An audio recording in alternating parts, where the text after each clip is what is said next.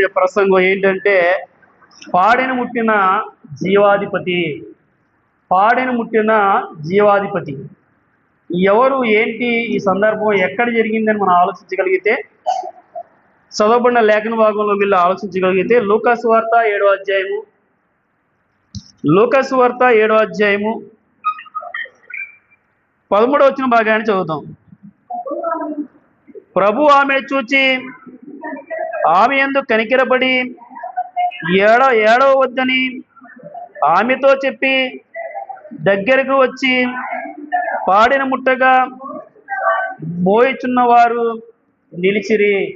ఇక్కడ మనం ఆలోచించగలిగితే లూకాసు వార్తలో ఒక కార్యక్రమం అనేది జరుగుతుంది. ఏంటంటే యేసుక్రీస్తు ప్రభుల వారు ఒక ఆమెను మాట్లాడడం, ఒక ఆమె బాధపడుతున్నట్లుగా, కష్టాలు అనుభవిస్తున్నట్లుగా, రోధిస్తున్నట్లుగా ఉన్న ఆ స్త్రీ యొద్దకు ఎవరు వెళ్ళారంటే, సాక్షాత్తు మనం ఏ ప్రభువునైతే అంగీకరించామో ఆయనే సజీవుడుగా ఈ భూమి మీద సంచరించిన దినాల్లో ఆమె యొద్దకు వెళ్ళి ఆమెను ఓదార్చినట్లుగా, ఆ సమయంలో ఆయన పాడిన ముట్టిన వాడిగా మనకి కనబడతాడు. ఏంటి పాడే, ఎవరు ఆమె అని మనం ఆలోచించగలిగితే పైన లేఖన భాగంలోకి వెళ్ళి మనం ఒక్కొక్కడిగా ఆలోచించుకుంటూ వద్దాం. ఏంటో మనం ఆలోచించగలిగితే అదే లూకాసు వార్త 7వ అధ్యాయం 11వ వచనాన్ని మనం ఆలోచిద్దాం. వెంటనే ఆయన నాయనను ఊరికి వెళ్ళుచుండగా ఆయన శిష్యులను బహుజన సమూహమును ఆయనతో కూడా వెళ్ళుచుండిరి. ఇక్కడ మనం ఆలోచించగలిగితే వెంటనే అన్న పదాన్ని ఇక్కడ లోకా గారు ప్రస్తావిస్తున్నట్లుగా కనబడుతుంది. ఏంటి, ఎందుకు వెంటనే అంటే, మిగిలిన 7వ అధ్యాయం 1 నుండి 10 వచనాల్లో ఒక కార్యాన్ని చేసిన వెంటనే యేసుక్రీస్తు ప్రభుల వారు మరొక కార్యాన్ని చేయడానికి సిద్ధపడుతున్నట్లుగా మనకి కనబడుతుంది. ఏంటి, 7వ అధ్యాయం 1వ వచనం నుండి 10వ వచనంలో ఏం జరిగిందంటే, ఒక శతాధిపతి యొక్క దాసుడు చనిపోవడానికి సిద్ధంగా ఉన్నాడు. చనిపోవడానికి సిద్ధంగా ఉన్న వ్యక్తిని అప్పటికప్పుడే యేసుక్రీస్తు ప్రభుల వారు తన జీవితంలో స్వస్థతపరిచిన వాడిగా మనకి కనబడుతూ ఉంటాడు. అంటే చనిపోవడానికి సిద్ధంగా ఉన్న వ్యక్తి దగ్గరికి వెళ్లకుండానే తన యొక్క శక్తి సామర్థ్యాలు బట్టి ఆ దాసుడి యొక్క ఆ శతాధిపతి యొక్క దాసుడికి స్వస్థతను అనుగ్రహించిన వాడిగా మనకి యేసుక్రీస్తు ప్రభుల వారి జీవితం పై వచనాల్లో మనకి కనబడుతుంది. అలా జరిగిన వెంటనే అంటే తర్వాత కొన్ని గడియల్లోనూ లేకపోతే ఒక రోజు 2 రోజుల తరువాత జరుగుతున్నట్లుగా లోక ప్రస్తావిస్తున్నట్లుగా మనకి కనబడుతుంది. అందుకని మాట్లాడుతూ వెంటనే ఆయన నాయను అను ఊరికి వెళ్ళుచుండగా అని ఏం చేశాడంటే, ఆ ప్రాంతం నుండి నాయను అనే ఊరికి వచ్చాడు.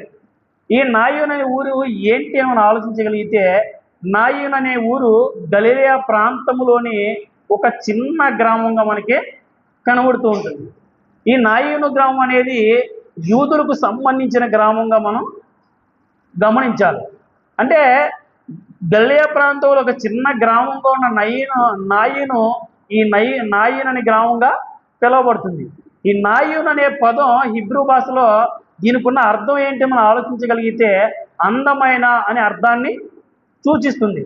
అంటే యేసుక్రీస్తు ప్రభుల వారు ఏ గ్రామానికి వెళ్ళాడంటే అందమైన ఊరు అనే గ్రామానికి ఆయన వెళ్ళాడు.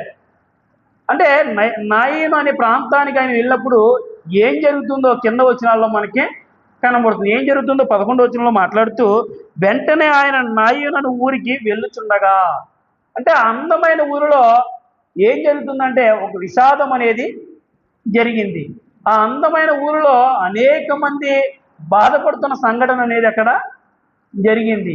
ఆ అందమైన ఊరిలో ఏం జరిగిందంటే ఒక దుఃఖాకరమైన సంఘటన అనేది జరిగింది. ఆ అందమైన ఊరిలో ఏం జరిగిందంటే ఒక వ్యక్తి యొక్క మరణం అనేది జరిగింది.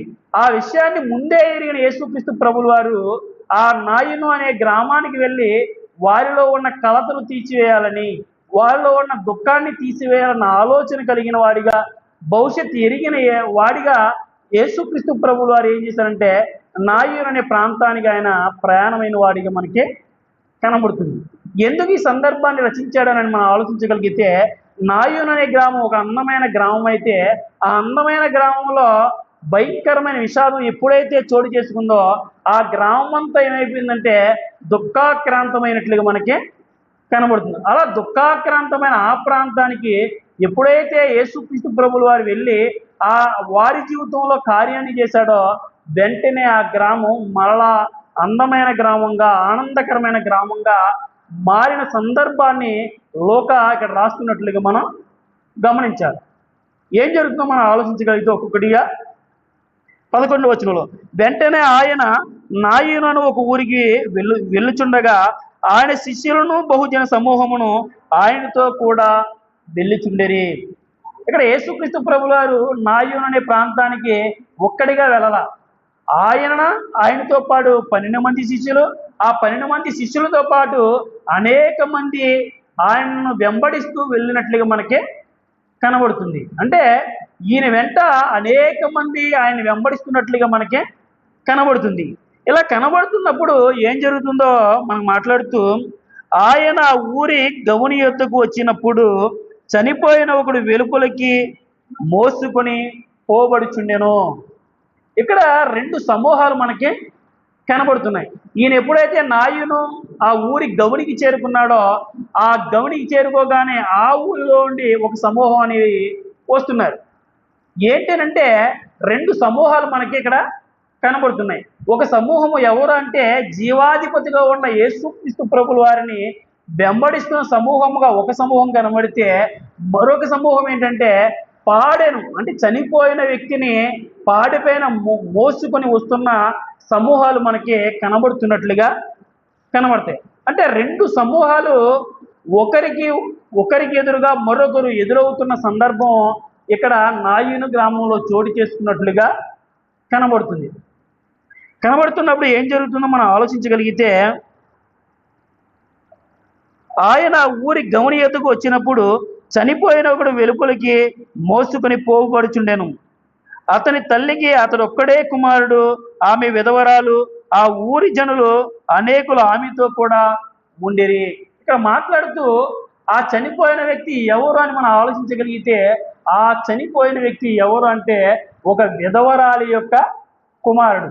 అంటే విధవరాలు అని ఎందుకు మెన్షన్ చేశారంటే, అప్పటికి ఆమె తన భర్తను కోల్పోయి అనేక దినాలు తన కుమారుడిపై ఆధారపడి జీవిస్తున్న స్త్రీగా ఈమె జీవితం మనకి కనబడుతుంది. అందుకే మాట్లాడుతున్న మాట,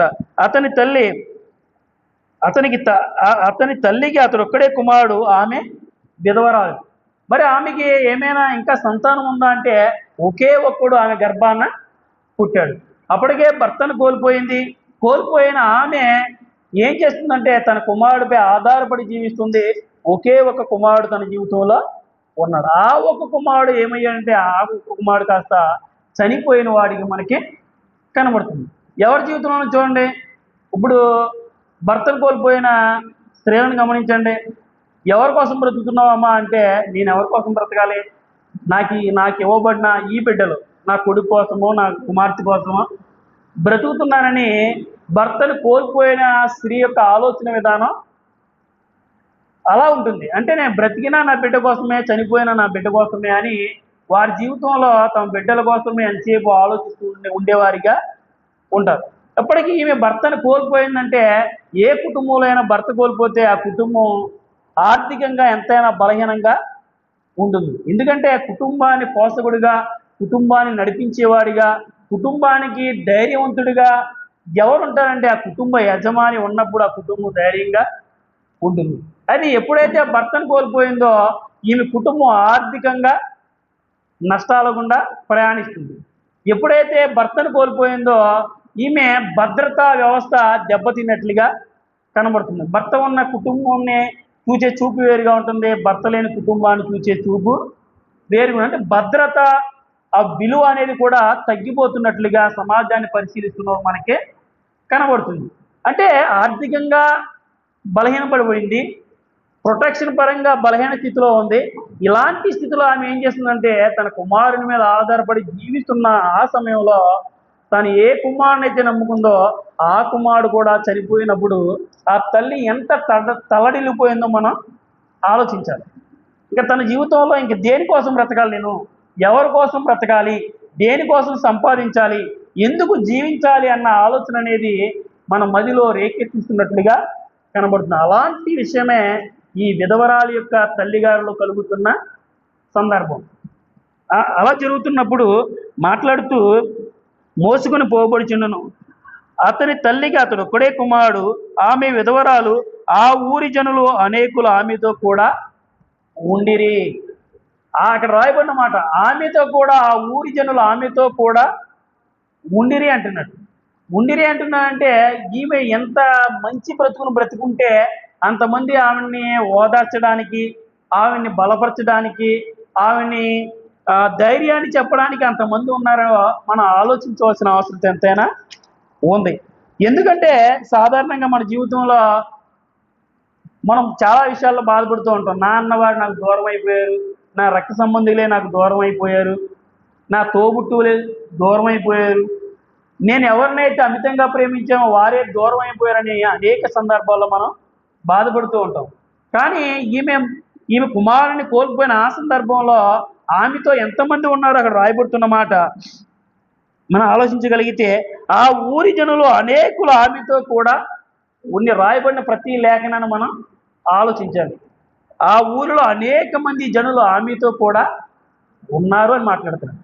అంటే ఇక్కడ ఈమె అంత గొప్పగా, అంటే మంచి జీవితాన్ని బ్రతుకుతున్నప్పుడు, ఒక క్యారెక్టర్ కలిగి బ్రతుకుతున్నప్పుడు ఖచ్చితంగా ఆమెను వెంబడిస్తున్న వారు, ఆమె మేలు కోరుకున్న వాళ్ళు ఖచ్చితంగా ఉంటారు. అంటే ఆమె గొప్ప జీవితాన్ని జీవించినప్పటికీ కూడా ఆమె తన బిడ్డను కోల్పోయినట్లుగా కనబడుతుంది. అంటే మన జీవితంలో ఇక ఈ సందర్భాన్ని మనం ఆలోచించగలిగితే, ఈమె అనేక మంది ఆమెతో ఉన్నారు. వారు రక్త సంబంధికులు ఉన్నారు, వారు తెలిసిన వాళ్ళు ఉన్నారు, ఆమెను ఎక్కువగా ప్రేమించిన వారు ఎంతమంది ఉన్నప్పటికీ ఆ కుమారుణ్ణి మరలా బ్రతికించగలిగే సామర్థ్యం ఏ ఒక్కరికి ఉందా అంటే ఏ ఒక్కరికి కూడా లేదు. మనం సాధారణంగా ఏ వైద్యుడి దగ్గరికో మనం వెళ్తూ ఉంటాం. ఈ వైద్యుడు ఏం చేయగలడంటే మనకున్న రోగాన్ని నయం చేయడానికి ప్రయత్నం చేయవచ్చేమో, పూర్తిగా కొన్ని రోగాలను వైద్యుడు కూడా నయం చేయలేడు. ఒకవేళ ఒక వైద్యుడు ఏదైనా గాయం తగిలితే ఆపరేషన్ ద్వారా ఆ గాయాన్ని మాన్పించగలడేమో, కానీ ఏ వ్యక్తి ప్రపంచంలో మరణించిన ఏ వ్యక్తిని కూడా మరణించిన వ్యక్తిని మరలా తిరిగి జీవింపజేయగలిగే సామర్థ్యం అనేది ఏ ఒక్కరిలో లేదు.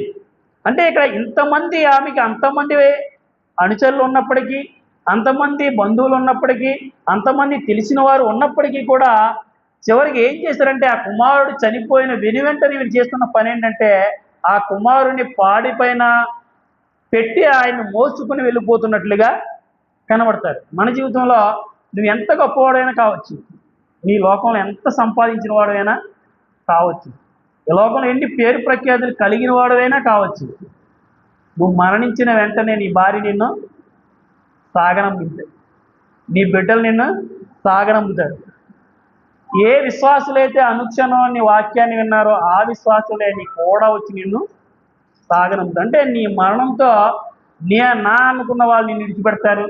నువ్వు సంపాదించిన ఆస్తిపాస్తులు విడిచిపెట్టాలి, నువ్వు సంపాదించిన పేరు ప్రఖ్యాతులు, హోదాలు, వాటన్నింటినీ విడిచిపెట్టే దినం ఏ దినం అంటే ఖచ్చితంగా నీ మరణ దినాన్న వీరందరినీ విడిచిపెట్టి ఒంటరిగా నీ పాడిపోయిన నిన్ను మోసుకెళ్ళిపోయే రోజు ఏదైనా ఉందంటే ఖచ్చితంగా మన మరణ దినాన్న ఆ రోజు మనందరికీ దూరం అయిపోతాం.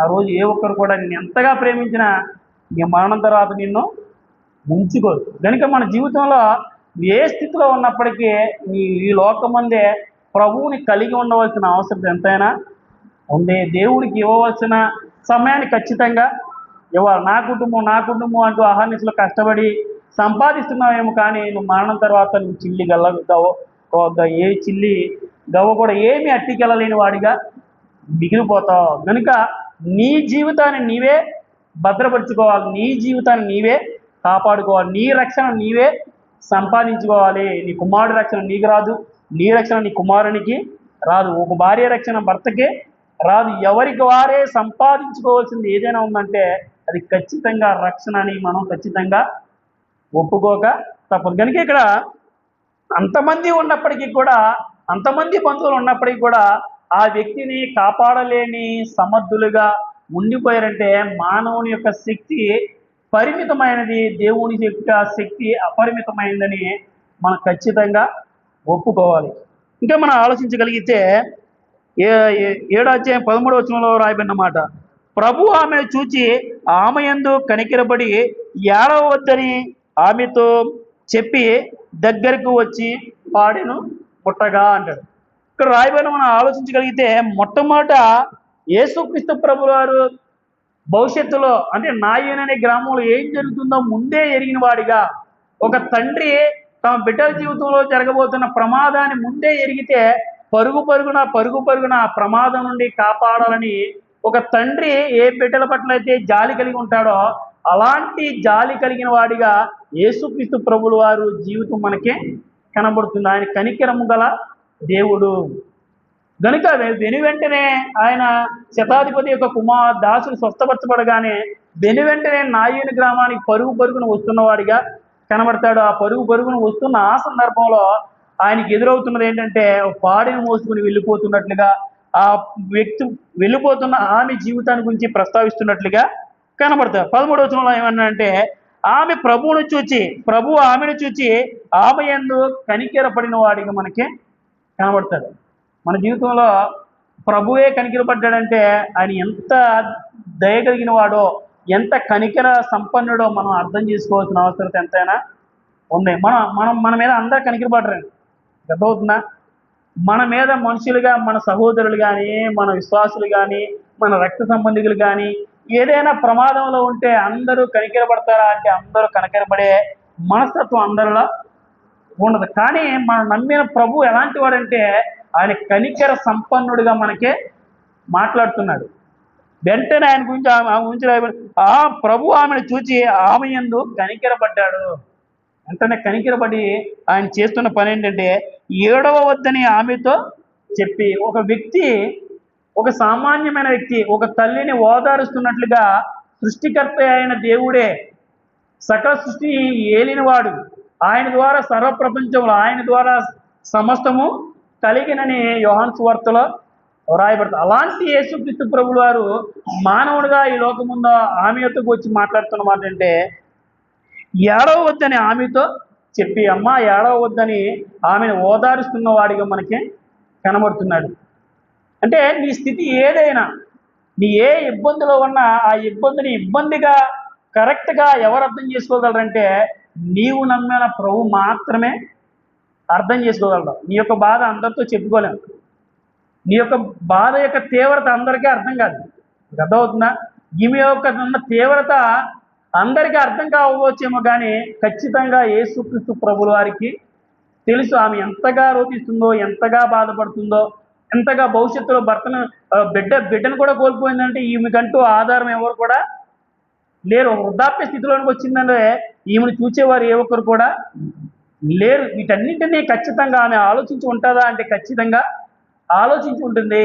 నా కుమారుడు లేడే, నేను ఎలా బ్రతకాలి, కష్టపడలేనే, కష్టపడి నా జీవనాన్ని సంపాదించుకోలేనే, ఎలా నా జీవితం అని అనేక రకాలుగా ఆమె ఆలోచించుకుంటూ ఏడుస్తున్న ఆ సమయంలో ఆమె వచ్చి ఏడవద్దని మాట్లాడుతున్నాడంటే మన బాధను ఉన్నది ఉన్నట్టుగా అని అర్థం చేసుకునే ఒకే ఒక్కడు మనం నమ్మిన ప్రభు. కనుక నీ జీవితంలో ఏ సమస్య అయినా మొట్టమొదటి నీ దేవునితో చెప్పుకోవాలి. ఏ సమస్య అయినా, ఆర్థికపరమైన సమస్య, అనారోగ్యమా, లేకపోతే మరొకటి ఏ సమస్య అయినా మొట్టమొదట నీ ప్రభువుకు చెప్పుకున్నట్లయితే ఏ ఒక్కరూ నీ బాధను అర్థం చేసుకోకపోయినా నీ దేవుడు నీ బాధను అర్థం చేసుకుని ఆ అర్థం చేసుకున్న దానికి పరిష్కారాన్ని ఇచ్చేవాడిగా ఉన్నాడు. ఎవడ నమ్మినా నమ్మకపోయినా ఖచ్చితంగా నీ యొక్క బాధ నీ దేవుడికి మొర్ర పెట్టుకున్నట్లయితే ఖచ్చితంగా మనం నమ్మిన దేవుడు పక్షపాత అయితే కాదు, ఒకరిని మరొకలా చూసేవాడైతే కాదు. ఖచ్చితంగా నీకున్న బాధ ప్రతిదీ కూడా దేవుడికి చెప్పు. మనుషులు చెప్పుకుంటే మనుషులు హేళన చేస్తారేమో, కానీ దేవుడికి చెప్పుకుంటే మన బాధను తీర్చేవాడిగా ఉంటాడు. ఇంకా మనం ఆలోచించగలిగితే 14వ వచనం, 7వ వచనం ఆమెతో చెప్పి దగ్గరికి వచ్చి పాడెను ముట్టగా. పాడేని మనకు కూడా తెలుసు, కానీ మన పరిభాషలో పాడెను మోసుకుని వెళ్ళిపోతుండగా ఈయన ఏం చేసిన వెంటనే పాడెను ముట్టిన వాడిగా కనబడతాడు. ఎప్పుడైతే పాడెను ముట్టాడో చనిపోయిన వ్యక్తి తిరిగి లేచిన వాడిగా కింద వచనాల్లో మనకి కనబడుతుంది. సాధారణంగా పాడిని ముట్టడం అనేది మామూలు విషయం అయితే కాదు. పాడిని ముట్టడం ఏంటంటే అనుకోవచ్చు మీరు. పాదని ఈయన ఎవరు అంటే ఒక యూదుడు. ఈ యూదుల్లో చనిపోయిన వ్యక్తి ఎవరు అంటే ఒక యూదుడు. చనిపోయిన వ్యక్తి ఒక యూదుడే. ఈ ఇక్కడ స్వస్థపరచడానికి వచ్చిన యేసుక్రీస్తు ప్రభువు వారు కూడా ఎవరు అంటే యూదుడు. మరి చనిపోయిన వ్యక్తిని ఆ శవాన్ని ముట్టడం పెద్ద ఇబ్బంది ఏంటండి అని అనుకోవచ్చు.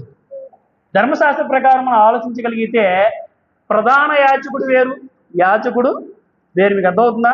ప్రధాన యాజకుడికి ఉన్న అథారిటీ ఏంటంటే, ప్రధాన యాజకుడికి ఉన్న ఆజ్ఞ ఏంటంటే, తన తండ్రి చనిపోయిన తండ్రి శవాన్ని ముట్టుకోవడానికి అర్హత లేదు.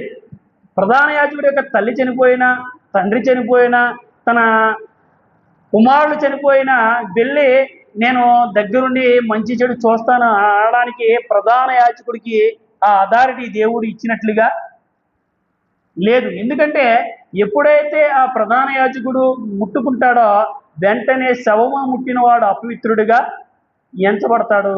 కనుక ప్రధాన యాజకత్వాన్ని చేసే ఎవరైనా నీ తండ్రి చనిపోయినా, నీ తల్లి చనిపోయినా, కుమారుడు చనిపోయిన వారి యొద్దకు నువ్వు వెళ్ళకూడదని మనకి ధర్మశాస్త్రంలో రాయబడినట్లుగా మనకి కనబడుతుంది. మరి యాజకులు ఎవరు అంటే, యాజకుల్లో తల్లి చనిపోయినా, తండ్రి చనిపోయినా, తన సహోదరుడు చనిపోయినా వీరు వెళ్ళవచ్చు. వీరు సొంత బంధువులు మాత్రమే చనిపోతే వెళ్ళాలి. మీకు అర్థమవుతుంది వేరియేషన్. ప్రధాన యాజకుడు తండ్రి చనిపోయినా, తల్లి చనిపోయినా, బిడ్డలు చనిపోయినా అతడు వెళ్ళడానికి వీలు లేదని ఆజ్ఞను జారీ చేశాడు. అయితే యాజకులు ఎవరు అంటే, తమ రక్త సంబంధికులు మాత్రమే చనిపోతే వారికి వెసులుబాటుని దేవుడు ఇచ్చాడు. మూడవదిగా ఏంటంటే, ఎవరైనా విశ్వాసులుగా అంటే లేవి గోత్రాన్ని దేవుడు యాజకత్వ దేవుని పరిచర్యకి వారిని ఎంపిక చేసుకున్నాడు. మిగిలిన గోత్ర ప్రజలకి ఎవరు చనిపోయినా ఆ శవం యొద్దకు వెళ్ళి ముడితే ఎన్ని రోజులు అపవిత్రుడు అవుతాడంటే 7 రోజులు అపవిత్రుడిగా అతడు ఉండాలి. అపవిత్రత వేరు, పాపం వేరు. మీకు అర్థమవుతుందా? అపవిత్రత వేరు, పాపం వేరు. అయితే 7 రోజులు అపవిత్రుడిగా ఇతడు ఉండాలి. మూడో రోజు ఏం చేయాలంటే, ఆ ఎవరైతే ఆ శవాన్ని ముడతాడో, శవాన్ని కానీ లేకపోతే సమాధిని కానీ చనిపోయిన దేన్ని ముట్టినా ఆ వ్యక్తి 7 రోజులు అపవిత్రుడిగా ఉండాలి. 3వ రోజున పాప పరిహార జలంతో అతని మీద చల్లబడాలి. మళ్ళా 7వ రోజు మళ్ళా పాప పరిహార జలంతో రోక్షింపబడిన తర్వాత మాత్రమే అతడు మందిరానికి వెళ్ళాలన్నా, మందిరానికి మనం ఎవరు చనిపోయినా స్నానం చేసి మళ్ళా వచ్చేస్తాం. కానీ యూదులకు అలా ఉండరు. 7 రోజులు కడగా వారు పాలెనికి దూరంగా ఉండాలి, ఎవరిని ముట్టుకోకూడదు. ఇవన్నీ లేఖన భాగాలు మీకు తెలియాలంటే మీకు ఎక్కడ కనబడుతుందో మనం ఆలోచించగలిగితే, సంఖ్యాకాండం 19వ అధ్యాయంలో మనం ఆలోచించగలిగితే, సంఖ్యాకాండము 19వ అధ్యాయము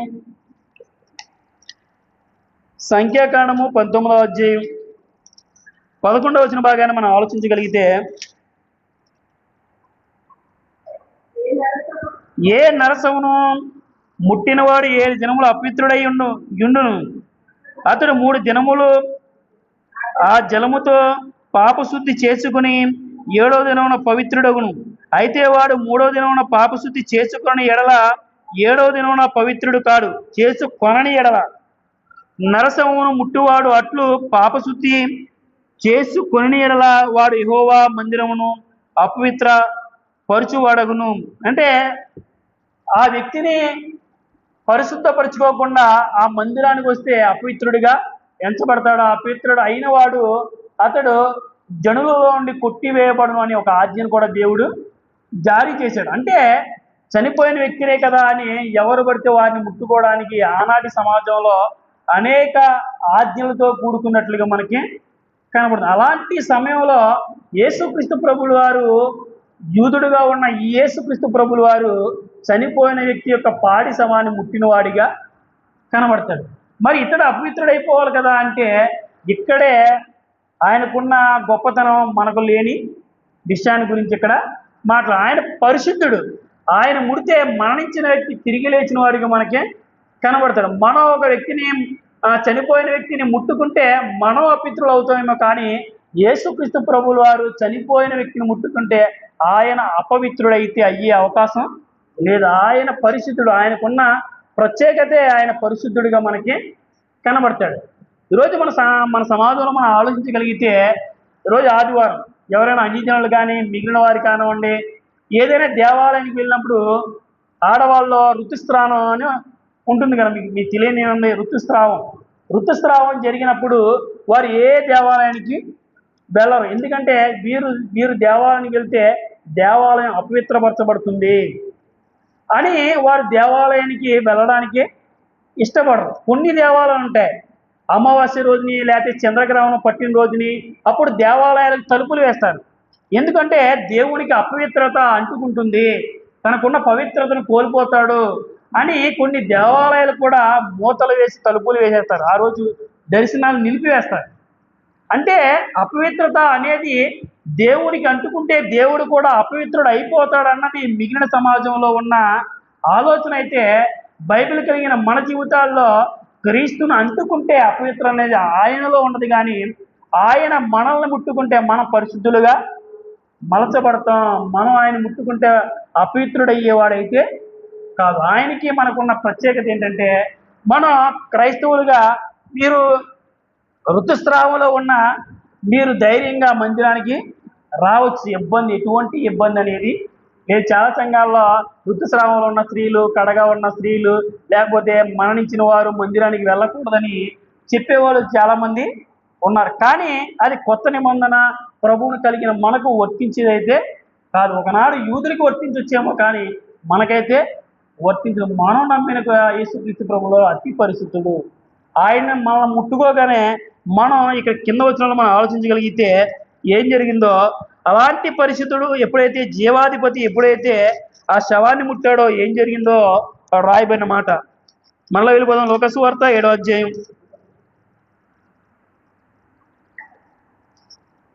లోకసువార్త 7వ అధ్యాయం 14 వచ్చిన బాగానే ఆలోచిద్దాం.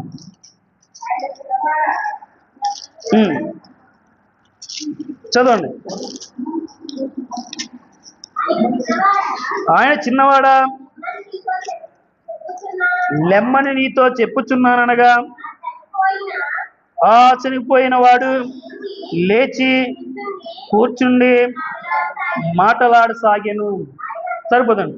ఇక్కడ మనం ఆలోచించగలిగితే ఈ చనిపోయిన వ్యక్తి మనం లోకాసువార్త 7వ అధ్యాయం మొదటి 10 వచనాల్లో చావడానికి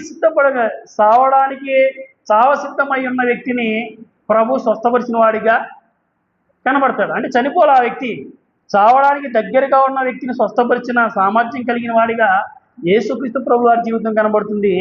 ఇక్కడ మనం ఆలోచించగలిగితే పూర్తిగా ఆయన మరణించిన వ్యక్తిని జీవాధిపతిగా ఆయన ఎప్పుడైతే ఆ పాడిని ముట్టాడో ఆ చనిపోయిన వ్యక్తి కూడా మరలా బ్రతికింపబడిన వాడిగా కనబడతాడు. ఈరోజు యేసుక్రీస్తు ప్రభుల వారి గురించి మనం తెలుసుకోవాల్సిన విషయం ఏంటంటే, ఆయన జీవాధిపతిగా ఉన్నాడు. మరణించిన వారిని కూడా లేవనెత్తగలిగే సమర్థత కలిగిన వాడిగా యేసుక్రీస్తు ప్రభు వారి జీవితం మనకి కనబడుతుంది. అలా అంటే పాత నిబంధనలో ఎలీషాలు మరణించిన వారిని లేపారు కదా అని అనుకోవచ్చు. వారు కూడా మరణించిన వారు లేపారు, కానీ వారు దేవుని పేరట ప్రార్థించి వారిని బ్రతికించినట్లుగా మనకు కనబడుతుంది. కానీ ఇక్కడ యేసుక్రీస్తు ప్రభువు వారు మాట్లాడుతున్న మాటల గురించి మనం ఆలోచించగలిగితే, ఆయన చిన్నవాడా లెమ్మని నీతో చెప్పుతున్నాననగా ఒక అథారిటీ, ఒక మాటను ఆయన ప్రయోగిస్తున్నప్పుడు చిన్నవాడా లేచి రమ్మనగానే వెంటనే ఆయన లేచిన వాడిగా కనబడుతున్నాడు. అంటే ఆయన మాటలో శక్తి ఉంది, ఆయన స్పర్శలో శక్తి ఉన్నట్లుగా మనకి కనబడుతుంది. ఏ సమస్యనా ఈమె ఏమనుకుంటుందంటే, ఖచ్చితంగా నా జీవితంలో నా కొడుకు మళ్ళా నా యొద్దకు రాడు, నా జీవితం అంతా అయిపోయిందని అనుకున్న ఆ సమయంలో యేసుక్రీస్తు ప్రభువు వారు ఒక ఉన్నతమైన అద్భుతాన్ని చేసిన వాడిగా కనబడుతుంది. మన జీవితంలో కూడా ఇంక లేదు, జీవితం ఇంక అన్నీ ముగిసిపోయాయి, అన్ని దారులు మూచిపోయాయి, నేను ఇంకేమీ చేయలేను అన్న ఆ సమయంలో ప్రభువుని ఆశ్రయిస్తే ఖచ్చితంగా అలాంటి సమయాల్లో కూడా మన ప్రభు ఖచ్చితంగా ద్వారాలు తెరిచేవాడిగా ఉంటాడు. ప్రభువు అసాధ్యమైనదంటే ఏది ఉండదు. కానీ కొన్ని కారణాలు దేవుడు ఎప్పుడు ఎవరికి ఏ సందర్భంలో చేయాలన్నది దేవుడికి తెలుసు కనుక ఆయా పరిస్థితులను బట్టి ప్రభు చేస్తాడే తప్ప దేవుడు చేయలేనంత అసమర్థుడైతే కాదు. ఇక్కడ చనిపోయిన వ్యక్తిని ఆయన తిరిగి లేపిన వాడిగా కనబడుతున్నాడు. ఆ చనిపోయిన వాడు లేచి కూర్చుని మాటలాడసాగిను. రాయబడిన మాటను ఆలోచించగలిగితే కాడి మీద పడుకున్న వ్యక్తి లేచాడని ఉమ్. ఆయన అతని తల్లికి అప్పగించెను. యేసుక్రీస్తు ప్రభు వారు చేసిన పని ఏంటంటే, ఎప్పుడైతే ఆ తల్లి దగ్గరికి వెళ్ళి ఆ తల్లి యొక్క దుఃఖాన్ని చూచాడో, ఆ ఏడుపుని చూచాడో, వెంటనే తల్లి దగ్గరికి వెళ్ళి ఈ ఏడవద్దని చెప్పి మాట మాత్రమే చెప్పి వెళ్ళిపోయేవాడు కాకుండా కార్యాన్ని చేసి తన కుమారుణ్ణి తిరిగి మళ్ళా ఆ తల్లి యొద్దకు తీసుకుని వచ్చిన వాడిగా కనబడుతుంది. అంటే ఏ కారణం చేత అయితే దుఃఖాక్రాంతులుగా మిగిలిపోయిందో ఆ తల్లి జీవితంలో మళ్ళా ఆనందాన్ని నింపిన వాడిగా యేసుక్రీస్తు ప్రభు వారి జీవితం మనకి కనబడుతుంది. అలా కనబడుతున్నాడు ఏం జరుగుతుందో మాట్లాడుతూ, తల్లికి అప్పగించెను. అందరూ భయక్రాంతులై మనలో గొప్ప ప్రవక్త బయలుదేరి ఉన్నాడని, దేవుడు తన ప్రజలకు దర్శనమును అనుగ్రహించి ఉన్నాడని దేవుణ్ణి మహిమపరిచిరి. మనం ఆలోచించగలిగితే యేసుక్రీస్తు ప్రభుల వారు ఎప్పుడైతే ఆ చిన్నవాడిని బ్రతికించాడో ఆ బ్రతికించిన సందర్భాన్ని బట్టి ఆ జనులందరూ ఏమనుకుంటున్నారంటే మనలో ఒక ప్రవక్త బయలుదేరి ఉన్నారు అని మాట్లాడుతుంది. అంటే ఆనాటి సమాజం యేసుక్రీస్తు ప్రభుల వారిని ప్రవక్తగానే భావించింది తప్ప ఆయన దేవునిగా అనేక మంది అంగీకరించిన వారిగానే కనబడుతున్నారు. అంటే ఆయన ప్రవక్త మాత్రమే కాదు, ఆయన ఒక జీవాధిపతిగా, సృష్టికర్తగా, దేవుడుగా యేసుక్రీస్తు ప్రభుల వారు ఉన్నాడని మనం ఖచ్చితంగా నమ్మి తీరాలి. ఆ తర్వాత ఏం జరుగుతుందో మాట్లాడుతూ, ఆయన గురించి ఈ సమాచారము యోదయ అంతటను చుట్టుపక్కల ప్రదేశం అంతటను వ్యాపించెను. ఈ పైవచనాలను మనం ఆలోచించగలిగితే, ఎప్పుడైతే ఆ వ్యక్తి మరణించిన వ్యక్తి తిరిగి లేచాడో అప్పుడు జనులు చేస్తున్న పని ఏంటంటే దేవుని నామాన్ని మహిమపరిచారు. ఈరోజు ఇలాంటి సందర్భం ఉందంటే, ఏ కార్యం చేసిన ఫలానా పాస్టర్ గారు స్వస్థతగా వరం కలిగిన బోధకుడు, ఆయన దగ్గరికి వెళ్తే మా జీవితంలో ప్రతి కష్టాన్ని తీసివేస్తాడని చెప్పుకుంటూ ఈరోజు దేవుణ్ణి మహిమపరచకుండా సేవకులనే మహిమపరిచే జనాంగం ఈరోజు క్రిస్టియానిటీలో ఎక్కువ అవుతున్నట్లుగా కనబడుతుంది. కానీ ఒక వ్యక్తి జీవితంలో కార్యం జరిగినప్పుడు, ఒక వ్యక్తి జీవితంలో అద్భుతం జరిగినప్పుడు, ఒక వ్యక్తి జీవితంలో మేలు జరిగినప్పుడు ఆ వ్యక్తి చేయవలసిన పని ఏంటంటే దేవుణ్ణి మహిమపరిచే విధంగా ఆ సేవకుడు దేవుని వైపు మనిషిని తిప్పేవాడిగా ఉండాలి. కానీ దేవుడికి చెందవలసిన ఆ మహిమను ఈరోజు సేవకులు తమకు తామే తెచ్చుకున్న వారిగా, మేము ఇన్నాళ్ళు అనేక చోట్ల తిరిగాం కానీ చేస్తే నా జీవితంలో కార్యం జరిగిందని చెబుతున్నాం అంటే, ఈ అయ్యగారిలో శక్తి సామర్థ్యాలు ఉన్నట్లు మిగిలిన వారిలో లేనట్టుగా చెప్తున్నాం అంటే, ఈ అయ్యగారికి మహిమను ఆపాదిస్తున్నాం, దేవుడికి చెందవలసిన మహిమను ఇవ్వనట్లుగా ఈరోజు క్రిస్టియానిటీలో అనేక మంది కనబడుతున్నారు. కానీ నీ జీవితంలో ఏ కార్యం చేసినా మొట్టమొదట దేవుణ్ణి మహిమపరిచే విధంగా ఉండాలి. సంఘం నీ కోసం ప్రార్థించవచ్చు, సేవకుని కోసం ప్రార్థించవచ్చు, కానీ మొట్టమొదటి ఈ కార్యం నీవే చేసావు అని దేవుణ్ణి మహిమపరిచే విధంగా ఉండాలి. తర్వాత వచ్చిన మనం ఆలోచించగలిగితే చదవండి. ఆయనకు వచ్చి ఈ సమాచారము యోదయ అంతటను చుట్టుపక్కల ప్రదేశం అంతటను వ్యాపించును. ఎప్పుడైతే ఒక చనిపోయిన వ్యక్తి పాడి మీద మోసుకుని వెళ్ళిపోతున్న వ్యక్తి ఎప్పుడైతే మళ్ళా బ్రతికాడో ఆ సమాచారం ఎక్కడ విస్తరించిందంటే యోదయ దేశమంతటే కాకుండా చుట్టుపక్కల ప్రదేశం అంతటా వ్యాపించింది అని మాట్లాడుతున్నారు. ఇక్కడ మనం ఆలోచించగలిగితే యేసుక్రీస్తు ప్రభుల వారిని ఏమైనా కొంతమందిని ఏర్పాటు చేసుకొని నేను ఫలానా వ్యక్తిని తిరిగి లేపాను, మా చనిపోయిన వ్యక్తిని మరలా బ్రతికించాను, మీరు వెళ్ళి పబ్లిసిటీ చేయండి అని ఈరోజు ఉన్నట్లుగా యూట్యూబ్ ఛానల్స్ కానీ, ఫేస్బుక్లో కానీ, లేకపోతే స్టేటస్లలో కానీ, లేకపోతే మైక్ అనౌన్స్మెంట్ కానీ చేస్తున్నారా అంటే లేదు. మనం నిస్వార్థంగా దేవుని కార్యాలు మనం చేయగలిగితే, మనం నిస్వార్థంగా దేవుని కోసం మన సేవా పరిచర్యను కొనసాగించగలిగితే మనం ఇతరులకి చెప్పుకోవాల్సిన అవసరంలా. మనం చేసే సేవా పరిచర్య ఆటోమేటిక్గా అది అనేక ప్రాంతాలకు విస్తరిస్తుంది. ఎప్పుడంటే దేవుని కొరకు దేవుని మహిమపరిచే విధంగా మన పనులు జరుగుతున్నప్పుడు అది ఒకరు పబ్లిసిటీ చేయవలసిన అవసరం ఉండదు. ఆటోమేటిక్గా మనం ఆలోచించగలిగితే ఆయనకు వచ్చిన ఈ సమాచారము యోదయ అంతటను చుట్టుపక్కల ప్రదేశం అంతటను వ్యాపిస్తుందంట. అంటే ఒక వ్యక్తి స్వస్థపరచబడిన తర్వాత ఈరోజు మైకులు పిలిచి నువ్వు స్వస్థపరచబడ్డవారా, మైక్ తీసుకో, నీకేం జరిగిందో చెప్పు, ఎప్పుడు వచ్చావు, ఎన్నాళ్ళ నుంచి వస్తున్న సంఘానికి, నీకు వచ్చినప్పుడు ఎలా ఉన్నావు, ఇప్పుడు ఎలా ఉన్నావు అని సేవకుని నిలబెట్టి ఆమెను పదే పదే పదే పదే మాట్లాడిస్తున్నప్పుడు ఇది పబ్లిసిటీ కోసం ఈమె మాట్లాడుతున్న మాట అనేక మంది విని వీరు మందిరానికి రావాలన్న ఆలోచన. కానీ బైబిల్ అలా చెప్పడంలా. యేసుక్రీస్తు ప్రభువు అనేక సూచక్రియలు చేశాడు. ఇవి ఎవరితోనూ చెప్పొద్దని ఖండితముగా ఆజ్ఞాపించాడంట. అంటే దేవుడు మన పట్ల చేసిన కార్యం పొందిన వాడు చెప్పకుండా ఉంటాడన్నే. నువ్వే మేలు పొందావు, నేను చెప్పమని చెప్పకపోయినా ఖచ్చితంగా నీవే చెబుతావు. మేలు పొందిన వ్యక్తి తనంతట తానే చెప్పడం వేరు, మేలు పొందిన వ్యక్తి దగ్గరికి వెళ్ళి నువ్వు చెప్పు అని చెప్పడం వేరు. అంటే ప్రభువు పట్ల మనం నమ్మకంగా మన ద్వారా కార్యాలు జరిగిస్తే పబ్లిసిటీ లేకుండానే పరిచర్య అనేక ప్రాంతాలకు మన గురించి చెప్పుకునే అవకాశంగా దేవుడే ఆ ద్వారాలను తెరుస్తాడు. కనుక మనం ప్రయాసపడవలసిన అవసరత లేదు. కానీ ఎప్పుడంటే నమ్మకంగా మనం ఆ పరిచర్యను కొనసాగిస్తున్నప్పుడు, దేవుడికి చెందవలసిన ఆ మహిమను మనం ఇచ్చినప్పుడు ఖచ్చితంగా ఆటోమేటిక్గా ఆ మహిమ అనేది అనేక ప్రాంతాలకు విస్తరిస్తుంది. ఇంతవరకు మనం ఏం నేర్చుకున్నాం అంటే, నాయన్ అనే గ్రామంలో జరిగిన ఒక సంఘటన గురించి మనం ఆలోచించాం. ఈ సంఘటనలో యేసుక్రీస్తు ప్రభువు వారు ఒక జీవాధిపతిగా మనకి కనబడుతున్నాడు. ఆయన మరణంపై అధికారిగా మనకి కనబడుతున్నాడు అన్నదే ఇంతవరకు మనం నేర్చుకున్నాం. అయితే దీనిలో నుండి యేసుక్రీస్తు ప్రభువు వారి యొక్క గొప్పతనాన్ని మనం ఆలోచించగలిగితే, ఇక్కడ వచనంలో పై వచనంలో మాట్లాడుతూ ఆయన నాయును అనే గ్రామానికి వెళ్ళాడు. ఎక్కడికి వెళ్ళాడండి? నాయును అనే గ్రామానికి ఆయన వెళ్ళాడు. నాయుని గ్రామం వెళ్ళింది ఒక అందమైన గ్రామం, భయంకరమైన విచారంలో దుఃఖంలో ఉన్న గ్రామం. ఎప్పుడైతే యేసుక్రీస్తు ప్రభువు వారు వెళ్ళారో, కార్యం చేశాడో, ఆ గ్రామం దుఃఖ ప్రాంతమైన ఆ గ్రామం మళ్ళా ఆనందంగా మారిపోయిందని మనం మాట్లాడుకుంటున్నాం. కానీ యేసుక్రీస్తు ప్రభువు వారు నాయును గ్రామానికే కాదు, ఈరోజు ఇక్కడ చేరి ఉన్న ప్రతి ఒక్క హృదయంలోనికి రావాలని దేవుడు కోరుకుంటున్నాడు.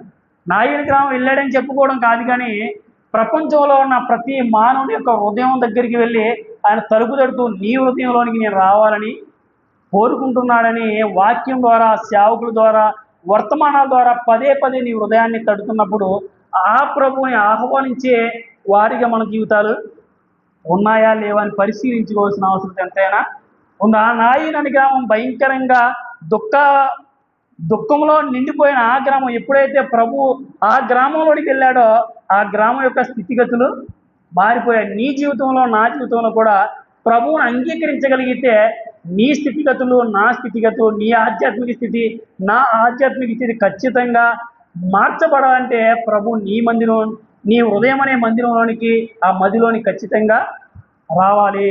నాయన గ్రామంలోనికి రావడం గొప్ప విషయం అనుకుంటే, నీ హృదయంలోనికి, నా హృదయంలోనికి వస్తే నీ జీవితం కూడా అద్భుతంగా మలచబడుతుందని ఇక్కడ మనం ఆలోచించగా తప్పదు. ఇంకా మనం ఆలోచించగలిగితే ఈ నాయన్ అనే గ్రామంలో చనిపోయిన వ్యక్తి యొక్కకు నాయన్ అనే గ్రామంలో అనేక మంది ఉన్న మరణించిన వ్యక్తిని ఏ ఒక్కరు బ్రతికించలేని వారిగానే ఉండిపోయారు. కానీ ఒకే ఒక్కడు యేసుక్రీస్తు ప్రభువు వారు ఆ నాయన్ అనే గ్రామానికి వెళ్ళి మరణించిన వ్యక్తిని తిరిగి లేపిన సమర్థుడిగా మనం నమ్మిన యేసుక్రీస్తు ప్రభువు వారు కనబడుతుంది. అంటే ఆయన మానవుడిగా ఉన్నప్పటికీ ఆయన మానవుడైతే కాడు. ఆయన మానవులు ఏ ఒక్కరూ చేయలేని కార్యాన్ని ఆయన మాత్రమే చేయగలిగిన వాడిగా యేసుక్రీస్తు ప్రభువుకే కనబడుతుంది.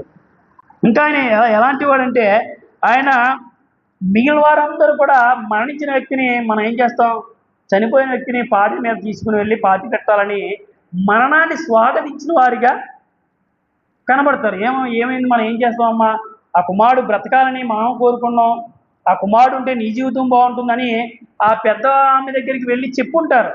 కానీ చనిపోయిన వ్యక్తిని తిరిగి తీసుకురాగలిగిన వారైతే కాదు. అంటే మరణాన్ని మనం స్వాగతించగలమేమో కానీ మరణంపై జయాన్ని మనమైతే చేయలేం. కానీ మనం నమ్మిన యేసుక్రీస్తు ప్రభువు వారు మరణాన్ని మళ్ళా రివర్స్ చేసిన వాడిగా అక్కడ కనబడుతుంది. చనిపోయిన వ్యక్తిని మళ్ళా బ్రతికించిన వాడిగా మనకి కనబడుతున్నాడు. ఇంకా మనం ఆలోచించగలిగితే ఈ విధవరాలి యొద్దకు వెళ్ళి అనేక మంది ఆ విధవరాల దగ్గరికి వెళ్ళి ఓదారుస్తున్నారు తప్ప ఆ పోయిన ఆనందాన్ని తిరిగి ఇచ్చిన వారు ఏ ఒక్కరూ లేరు. చాలామంది చుట్టూ ఓదారుస్తున్నారు, ఖచ్చితంగా ఈ సమయంలో నువ్వు ధైర్యంగా ఉండాలి, ఏం కాదు, మేము అందరం ఉన్నాం అని అనేక రకాలుగా నువ్వు ఓదారుస్తున్నారే తప్ప యేసుక్రీస్తు ప్రభువు వారు ఏం చేశారంటే ఆమెలో ఉన్న ఆ దుఃఖాన్ని తీసివేసి ఆనందాన్ని ఇచ్చిన వాడిగా యేసుక్రీస్తు ప్రభువు వారి జీవితం మనకి కనబడుతుంది. ఇంకా మనం ఆలోచించగలిగితే ఆ పాడిని ఎంతమంది అయితే ముట్టుకున్నారో వారందరూ కూడా అపవిత్రులుగా మారిపోయారు. కానీ ఒక్క యేసుక్రీస్తు ప్రభువు వారు మాత్రమే పవిత్రతను తను కలిగి ఉన్నవాడిగా మనకి కనబడుతున్నాడు. అంటే అక్కడ యేసుక్రీస్తు ప్రభువు వారి యొక్క గొప్పతనాన్ని మనం ఆలోచిస్తున్నప్పుడు ఆయనకి సాటి అయిన వారు ఏ ఒక్కరు కూడా లేరనే చెప్పాలి. ఇంకా మనం ఆలోచించగలిగితే ఆయన్ని ఒక ప్రవక్తగానే ఆనాటి సమాజం మాట్లాడింది. ఇది అర్థమవుతుందా? మొదటి వచ్చిన వాళ్ళు నేను ఏం చెప్పానంటే ఆయన ఒక గ్రామానికి మాత్రమే వెళ్ళడం గొప్ప విషయం అయితే ప్రతి మదిలోనికి రావడం ఇంకెంత గొప్ప విషయం అని చెప్పడం జరిగింది.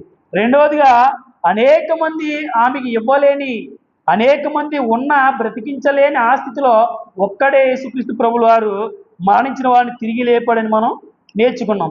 అనేక మంది విధవరాలను ఓదార్చేమో కానీ కోల్పోయిన ఆనందాన్ని ఏ ఒక్కరు ఇవ్వలేరు, కానీ ఒక యేసుక్రీస్తు ప్రభువు వారే ఇచ్చారు.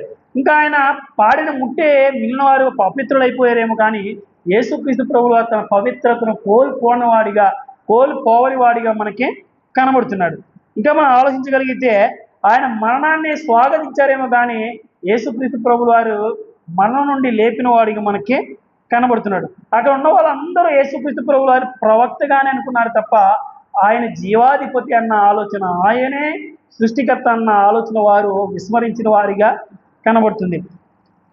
ఇంకా మనం ఆలోచించగలిగితే ఈ అద్భుతం అనేది ఆనాడు యోదయ ఆ చుట్టుపక్కల ప్రదేశమంతా వ్యాపించినట్లుగా మనకే కనబడుతుంది. కానీ నేడు ఈ వర్తమానం ఎన్ని ప్రాంతాల్లో చదవబడిందో అన్ని ప్రాంతాల్లో కూడా క్రీస్తు యొక్క ఘనకీర్తి అనేక ప్రాంతాలకి విస్తరిస్తుంది, ఇంకా విస్తరిస్తూనే ఉండింది. అలాంటి మన ప్రభువును మనం ఈరోజు మనం కలిగి ఉన్నాం. అలాంటి ప్రభువును కలిగిన మన జీవితాల్లో ఆయనకి ఎలాంటి ప్రాధాన్యత మనం ఇస్తున్నాం? ఆయన్ని మన మొక్కుబళ్ళు తీర్చలేదని, మన ప్రార్థనలకి సమాధానం రాలేదని అని ఒకవేళ చిన్నగా చూస్తున్నావేమో, నీవు నేను చూసినంత చిన్నవాడైతే ఆయన కాదు. ఆయన సకల సమర్థత కలిగిన వాడు, జీవాధిపతిగా ఈ లేఖన భాగంలో తన్ను తాను ప్రత్యక్షపరుచుకున్నవాడిగా కనబడుతున్నాడు. కనుక ఆయన జీవాధిపతి కాకుండా ఆయన నిత్య జీవాన్ని ఇచ్చేవాడిగా ఉన్నాడు. కనుక ఆయన ఇచ్చే నిత్య జీవాన్ని ప్రతి ఒక్కరూ పొందుకునే వారిగా ఉండాలని కోరుకుంటూ ఈ నా మాటలు ముగిస్తున్నాను. ప్రార్థన చేసుకుందాం. బహుళ రాష్ట్రాధికారి సర్వం ఎరిగిన దేవానికి వందనాలు స్తోత్రాలు చెల్లించుకుంటున్నాం. దేవా నిజమే ప్రభువా, మా